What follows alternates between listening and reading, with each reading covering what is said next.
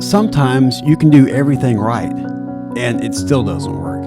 You plan it out, you put in the effort, you problem solve, you keep pushing, and at the end of it, it still fails. This is Summit After the Storm, and I'm Bart Wilbanks.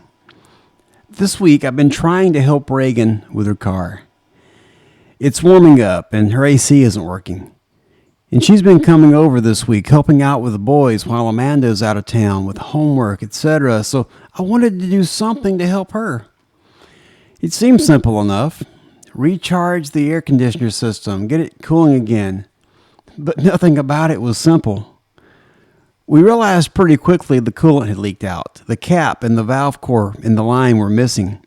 So she runs to the store, gets what we think is the right adapter. Doesn't fit. We dig into it more. Come to find out, Jeep just does it differently. Not the standard R1234 port. Not the standard gauge setup. So now we're chasing parts that you can't even find anywhere unless it's the Jeep dealership. More trips, more time, more effort. We haven't got that far yet. We just figured out we can't fix it by anything we can buy at AutoZone. So after all the work we put into this the past couple days trying to just help my daughter with her car, her AC still doesn't work. And I'll be honest, that's very frustrating because it wasn't from a lack of effort. It wasn't from not trying.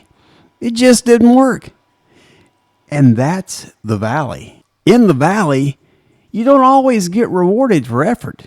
You can do the right thing. Make the right decision, put in the work, and still, at the end of the day, not get the outcome that you wanted. And that's where leadership actually shows up, because leadership isn't proven when things work out.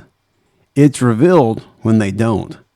It's easy to lead when the solutions come together, when the deal closes, when the system works, when the plan succeeds.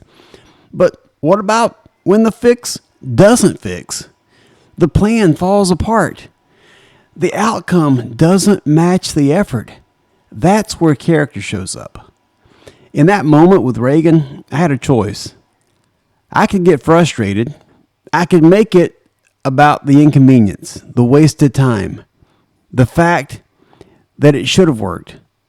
Or I could show her how to handle failure. Because just like we talked about this week, they're watching. Not just when things go right, but especially when they don't. I could see Reagan was frustrated too. All I could really do was say, "It's okay, honey. We'll figure this out. Maybe not today, but we'll figure it out." Failure in the valley isn't just about the result. It's about what you model in the middle of it. Do you stay patient or lose it? Do you stay steady or get emotional? Keep perspective or do you spiral out of control? Because someone is learning from that moment.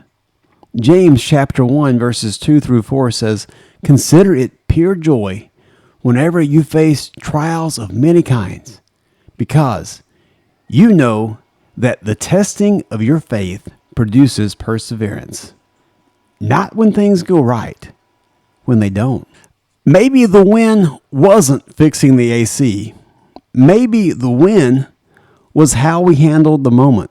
Because in life, you won't always control the outcome, but you always control your response to it. So if you're in a season right now where you're doing everything you can and it's still just not working, let me remind you, that doesn't mean you're failing. It might mean you're being formed. Because the valley isn't where you prove success. It's where you build strength. The mountain teaches you how to climb. But the valley teaches you how to respond when the climb doesn't go your way. And that lesson, that one carries further than any win ever will. Sometimes doing your best won't fix the problem, but it will shape who you become. If this resonated with you, share this podcast with someone who's in a tough season right now. And follow us on Spotify or whatever platform you're listening on. Learn more at summitafterstorm.com. And until next time, keep climbing. Poly poly.